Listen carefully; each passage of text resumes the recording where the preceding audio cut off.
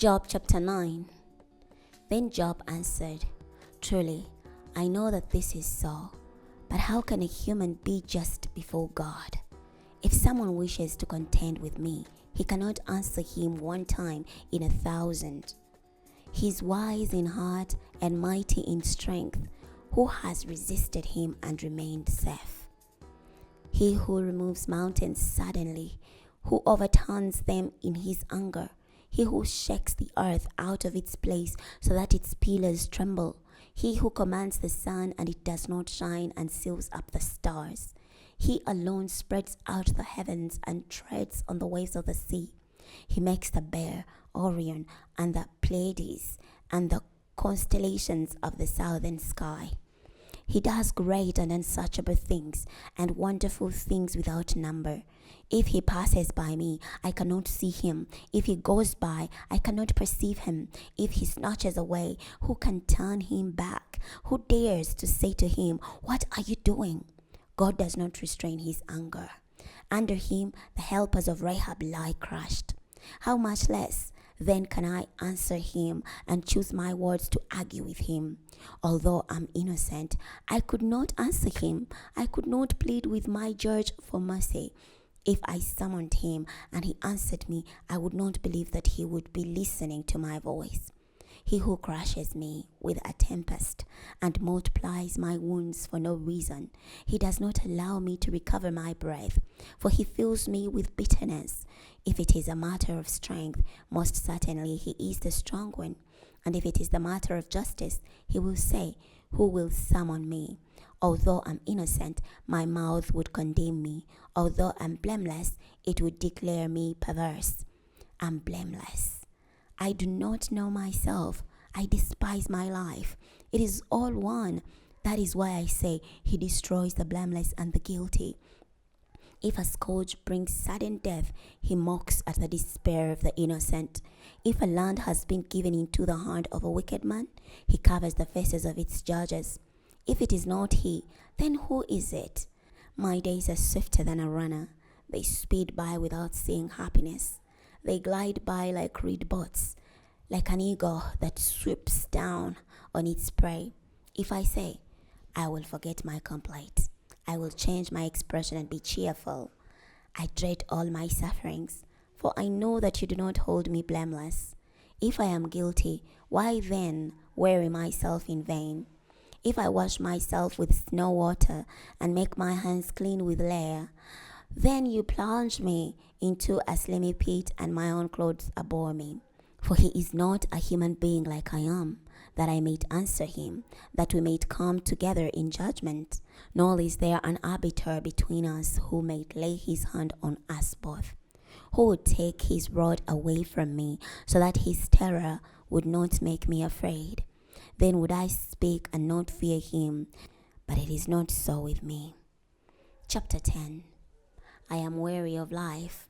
I will complain without restraint. I will speak in the bitterness of my soul. I will say to God, do not condemn me.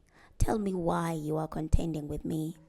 Is it good for you to oppress, to despise the work of your hands, while you smile on the schemes of the wicked? Do you have eyes of flesh, or do you see as a human being sees? Are your days like the days of a mortal, or your years like the years of a mortal?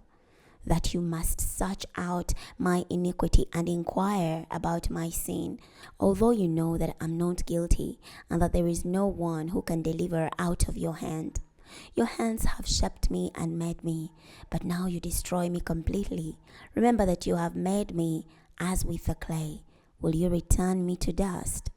Did you not pour me out like milk and curdle me like cheese? You clothed me with skin and flesh and knit me together with bones and sinews. You gave me life and favor, and your intervention watched over my spirit. But these things you have concealed in your heart. I know that this is with you.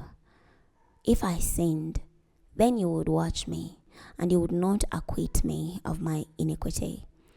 If I'm guilty, woe to me, and if I'm innocent, I cannot lift my head. I am full of shame and satiated with my affliction. If I lift myself up, you haunt me as a fierce lion, and again you display your power against me. You bring new witnesses against me and increase your anger against me. Relief troops come against me. Why then did you bring me out from the womb? I should have died, and no eye would have seen me. I should have been as though I had never existed. I should have been carried right from the womb to the grave. Are not my days few? Cease then, and leave me alone, that I may find a little comfort. Before I depart, never to return to the land of darkness and the deepest shadow, to the land of utter darkness, like the deepest darkness and the deepest shadow and disorder, where even the light is like darkness. Chapter 11. Then Zophar the Naamathite spoke up and said, Should not this abundance of words be answered, or should this talkative man be vindicated? Will your idle talk reduce people to silence, and will no one rebuke you when you mock? For you have said, My teaching is flawless and I'm pure in your sight. But if only God would speak, if only he would open his lips against you and reveal to you the secret of wisdom, for true wisdom has two sides, so that you would know that God has forgiven some of your sins. Can you discover the innocence of God? Can you find out the perfection of the Almighty? It is higher than the heavens. What can you do? It is deeper than Sheol. What can you know? Its measure is longer than the earth and broader than the sea. If he comes by and confines you and convenes a court, then who can prevent him? For he knows deceitful men. When he sees evil, will he not consider it? But an empty man will become wise. When a wild donkey's colt is born a human being. As for you, if you prove faithful, and if you stretch out your hands toward him, if iniquity is in your hand, put it far away, and do not let evil reside in your tents. For then you will lift up your face without blemish. You will be securely established and will not fear. For you will forget your trouble. You will remember it like water that has flowed away. And life will be brighter than the noonday, though there be darkness. It will be like the morning. And you will be secure because there is hope. You will be protected and will take your rest in safety. You will lie down with no one to make you afraid.